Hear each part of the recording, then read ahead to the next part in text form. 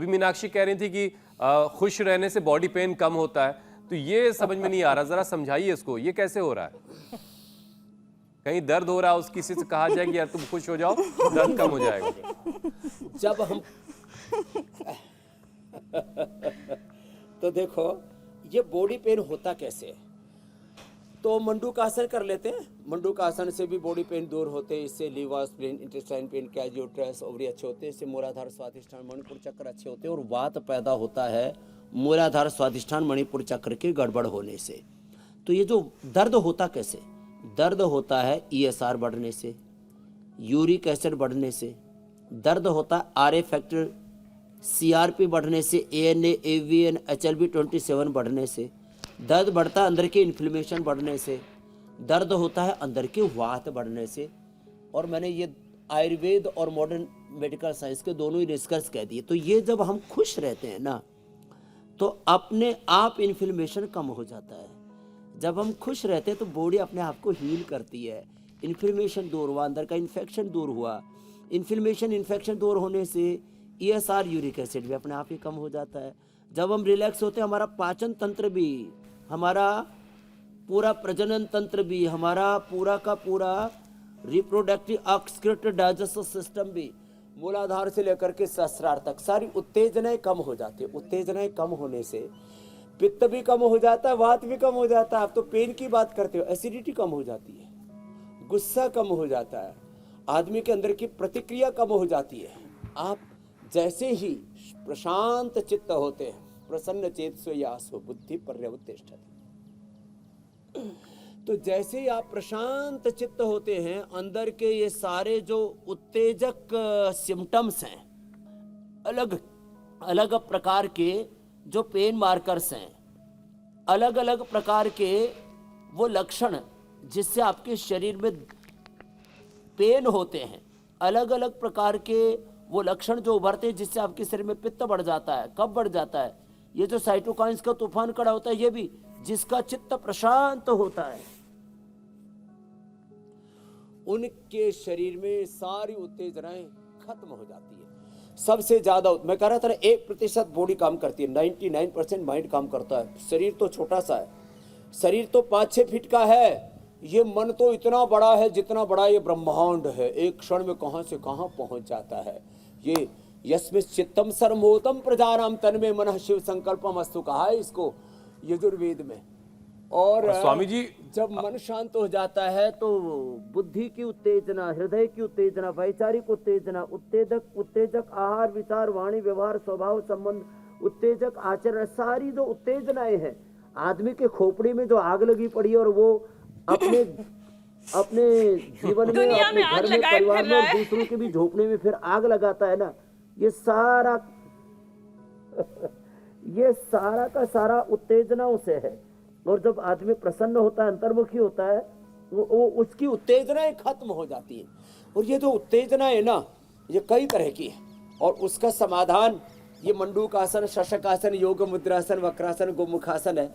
इससे हार्ट, फिर ब्रेन, फिर पूरा नर्वस सिस्टम, फिर पूरी बॉडी, वात पित्त कफ, तीनों दोष, वात पित्त कफ दोष और 3 गुण सत्व रजस तमस, इससे पार वो त्रिगुणातीत भावातीत हो जाता है। ये योग की स्थिति मेरे भाई, इसी को गुणातीत भावातीत कहो, अकाम निष्काम आप्त काम होना कहो, स्वामी जी अकाम होना कहो। एक चीज और जो जोड़ दूं, स्वामी जी अभी तो नहीं, बचपन में टीवी पर देखा था, एक साहब टीवी पर आकर यूं कहते थे कि मर्द को दर्द नहीं होता। तो ये क्या फॉर्मूला था?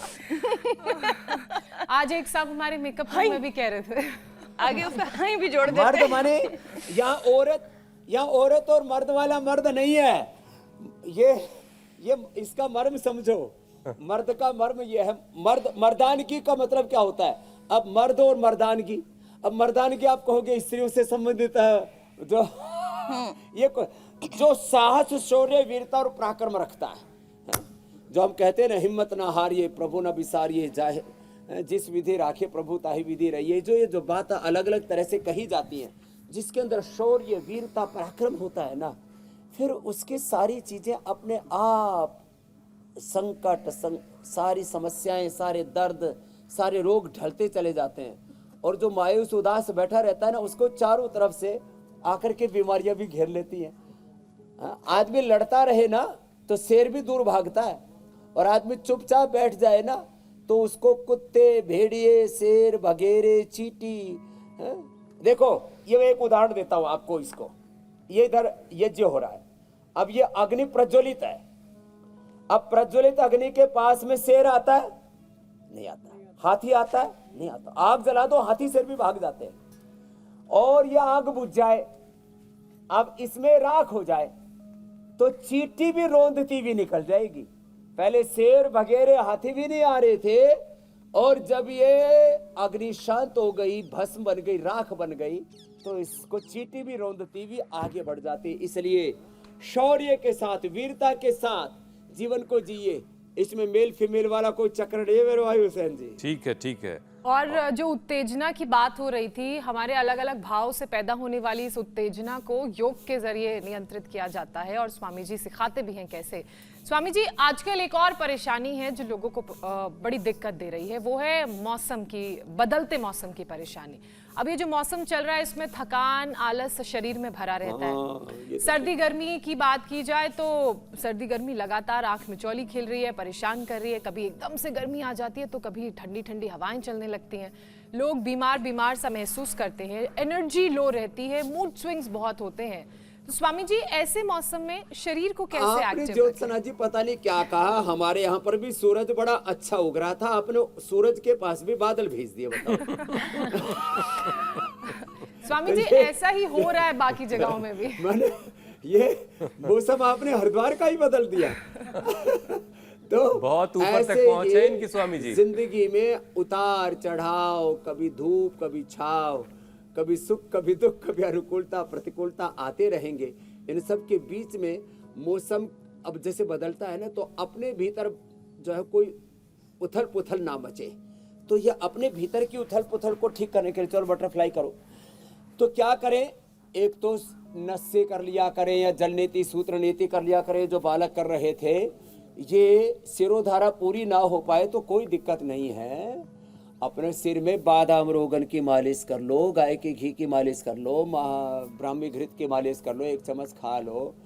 तो 3 चीजें जरूर करें, वात के लिए बस्ती और उपवास, और मन को शांत रखे। उत्तेजना जो मूलाधार स्वादिष्ठान मणिपुर चक्र में होती है ना, इससे वात रोग बढ़ते हैं। पित्त के लिए वमन, पित्त के लिए वमन, और मिर्च मसाले तीखी तली हुई चीजें थोड़ा कम कर दे अभी। और कफ के लिए नस्से, ये बड़े जबरदस्त है। तो वात पित्त कफ त्रिदोषों का संतुलन बना रहता है। और सप्ताह में 1 बार उपवास करते ही रहा करें। और जब मौसम ज्यादा ही बदलता है, तो अभी मौसम बदल रहा है ना, तो अभी नवरात्र भी आ रहे हैं, और हुसैन भाई अपने इस्लाम में रोजे भी कर रहे हैं। अब उसमें क्या करते हैं? उसमें उपवास रखते हैं, और उपवास रख करके इस्लाम में, क्योंकि उसका उद्भव मिडिल ईस्ट में ज़्यादा उसका प्रारंभ में प्रभाव रहा, तो दिन में वहाँ बड़ी धूप रहती है, तो इसलिए खाना पीना भी रात को ही कर लेते रहे, और दिन में अपना भगवान की उपासना, उस खुदा का, अल्लाह का, ऑलमाइटी गॉड वाहिगुरु अकाल पुरख परमात्मा का ध्यान। और फिर खजूर को ठंडे दूध के साथ लें, और उसमें हनी ले लें। और हमने तो हनी के साथ साथ अब ये दूसरा खजूर का भी हमने तो ये सिरप उपलब्ध करा दिया है, तो ठंडे दूध के अंदर, गर्म दूध के अंदर नहीं। तो फिर जो है आदमी उपवास से ना, सारा उपवास और उपासना से शरीर, उपवास से और उपासना से इंद्रिया, मन, चित्त, आत्मा शुद्ध हो जाता है। और जो शुद्ध हो गया फिर तो सारे रोग, सारे दुख, सारा झमेला ही खत्म है। जिसका शरीर, जिसका तन, जिसका मन, आत्मा शुद्ध हो गया, और फिर आदमी शुद्ध होकर के अपने स्वकर्म में, अपने स्वधर्म में, अपने कर्तव्य में जब लगा रहता है, तो जीवन में कोई रोग, शोक, दुख, दारिद्र्य, नैराश्य, कुंठा उसके जीवन में होती ही नहीं है।